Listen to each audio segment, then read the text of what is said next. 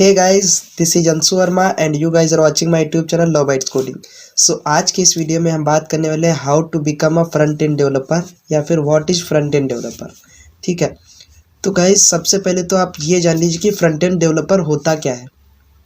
ठीक है, तो देखो फ्रंट एंड डेवलपर जो होता है वो हमारे जितनी भी यूज़र इंटरफेस की डिज़ाइनिंग होती है वो सब करता है। जो जब भी आप किसी वेबसाइट पे या किसी एप्लीकेशन पे नेविगेट करते हो तो आपको अच्छी अच्छी चीज़ें दिखती हैं, न्यू बार दिखता है, हेडर दिखता है, बॉडी दिखती है, स्लाइडर वगैरह दिखते हैं। ठीक है, या जितनी भी चीज़ें आप लोगों को दिखती हैं वो फ्रंट एंड डेवलपर करता है। अच्छा अच्छा दिखना, वो सब डिज़ाइन करना, ये सारा वर्क फ्रंट एंड डेवलपर का होता है।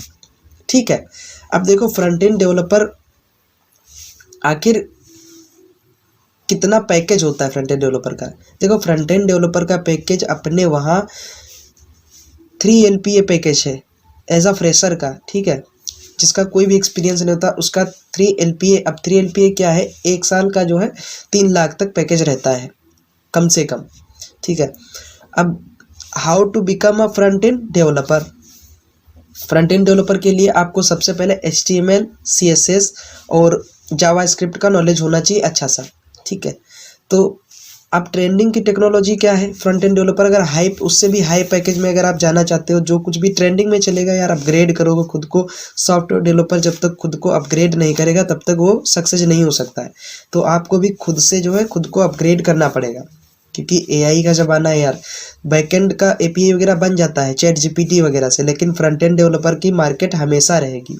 ठीक है, तो अब फ्रंट एंड डेवलपर की बात कर रहे थे हम रिएक्ट जेएस पढ़ने की, तो आप रिएक्ट जेएस पढ़िए। तो रिएक्ट जेएस मैं भी पढ़ाता हूँ अपने चैनल पे। ठीक है, बहुत सारे ट्यूटोरियल्स हैं, मेरे चैनल को भी सब्सक्राइब कर सकते हो। इस पर आपको फ्रंट एंड बैक एंड ये सारी चीज़ें पढ़ने को मिल जाएंगी विद इंटरव्यू के क्वेश्चन। ठीक है, और HTML CSS के भी मैं वीडियोज़ बनाता हूँ। तो रिएक्ट जेएस का पैकेज हाई है, और रिएक्ट जेएस का अगर 1 ईयर का एक्सपीरियंस हो गया तो आपका कम से कम 50 से 60 हज़ार महीने का हो जाएगा सैलरी। ठीक है, और ये कोशिश करिए कि चीज़ों को आप अच्छे से समझिए और लॉजिक खुद से बिल्ड करिए। तो जितना ही आप खुद से लॉजिक बिल्ड करोगे उतने ज़्यादा आपको जो है आपके कॉन्सेप्ट क्लियर होंगे कोडिंग लाइफ में, उतने ज़्यादा आपका जो है सक्सेस होने का चांस, जो है प्रमोट होने का चांस कंपनियों में, बड़ी बड़ी MNCs कंपनियों में चांस बढ़ेगा।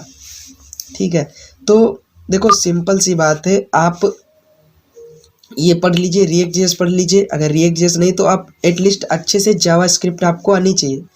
अगर आपको अच्छे से जावास्क्रिप्ट आती है ना तो फुल स्टैक डेवलपर भी बन जाओगे। अब फुल स्टैक डेवलपर क्या होता है, देखो जिसको फ्रंट एंड और बैक एंड दोनों मैनेज कर ले विद डेटाबेस, उसको फुल स्टैक डेवलपर कहते हैं। अब आप ही देख लो फुल स्टैक डेवलपर की सैलरी कितनी होगी। जब फ्रंट एंड की 3 हो गई, बैक एंड की 4 से 5 होती है, उसकी ज़्यादा होती है क्योंकि उसमें ज़्यादा लॉजिक लगाने पड़ते हैं, APIs वगैरह बनानी पड़ती हैं, डेटाबेस से कनेक्शन करना रहता है। तो ये सारी चीज़ें वो मैनेज करता है बैक एंड डेवलपर। ठीक है, अब बैक एंड जितना भी डेटा हमको फ्रंट एंड में दिखता है वो डेटा आता है बैक एंड डेवलपर के द्वारा। वो APIs वगैरह बनाता है, मोंगो डेटाबेस से कनेक्टिविटी करता है। तो जब भी यूज़र को जिस चीज़ की ज़रूरत होगी वहाँ से प्रोवाइड करता है डेटाबेस, डेटाबेस से निकल के आता है। अब डेटाबेस से निकालने का वर्क करता है बैक एंड टेक्नोलॉजी, डेटाबेस से डेटा को निकालने का वर्क करती है बैक एंड टेक्नोलॉजी। अब बैक एंड टेक्नोलॉजी में कोई भी हो सकती है, C# हो सकती है, Node.js हो सकती है, जावा हो सकती है, ये बहुत सारे लैंग्वेजेस हैं मार्केट में, लेकिन Node.js से ज़्यादा पॉपुलर चल रही है। क्यों? क्योंकि ये मोंगो डेटाबेस के साथ में कनेक्टिविटी बनाती है और इसका बाय नेचर असिंक्रोनस होता है Node.js।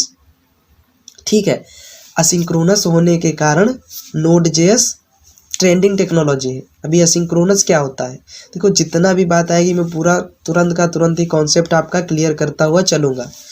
देखो असिंक्रोनस वो होता है जो आपने 3 टास्क परफॉर्म किए, तो मान लीजिए सेकेंड टास्क में आपका टाइम लगने वाला है, तो सेकेंड टास्क में अगर आपका टाइम लगने वाला है तो वो बैकग्राउंड में चलता रहेगा, फर्स्ट और थर्ड टास्क कंप्लीट हो जाएगा। जब भी जैसे सेकेंड टास्क परफॉर्म होगा वो भी दिखने लगेगा। तो ये जो है कोड को ब्लॉक नहीं करता है, और ये नहीं कि एक कंपोनेंट के चक्कर में पूरा गोल गोल घूम रहा है। तो आपको बैकएंड डेवलपर भी समझ में आ गया होगा। तो देखो अब फ्रंट एंड डेवलपर के लिए जो भी ट्रेंडिंग में टेक्नोलॉजी लगे या जो भी आपको आसान लगे वो आप चूज़ कर सकते हो। ये नहीं कि मेरे कहने पे रिएक्ट जेएस ले लिया या फिर, लेकिन इन सारी चीज़ों में एक चीज़ आपको कॉमन रखनी है, क्या? वो है आपकी जावा स्क्रिप्ट, क्योंकि जावा स्क्रिप्ट फ्यूचर है यार, ठीक है। अब जावा स्क्रिप्ट इतना ज़्यादा क्यों ट्रेंडिंग में है? क्योंकि देखो जावा स्क्रिप्ट पे कई सारी फ्रेमवर्क आ गए, लाइब्रेरीज जावा स्क्रिप्ट की आ गई हैं, जिनको आपको, अगर जावा स्क्रिप्ट से आप पीछे हटोगे तो आप समझ लो आप सॉफ्टवेयर इंजीनियर बनना छोड़ दो, तो आपको जावा स्क्रिप्ट तो पढ़नी ही पढ़नी है, ठीक है।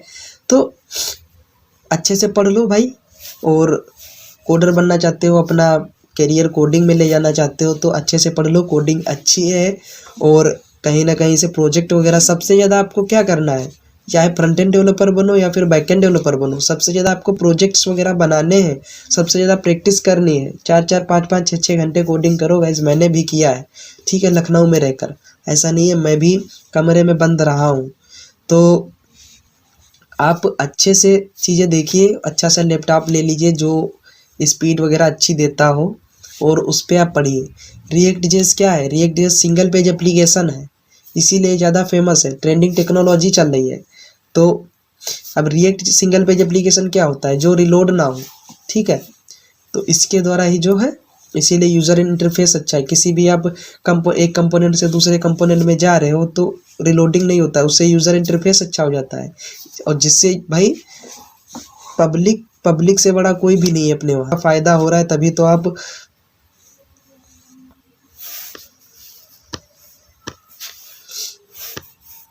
देखो आपका फ़ायदा हो रहा है तभी तो आप यार,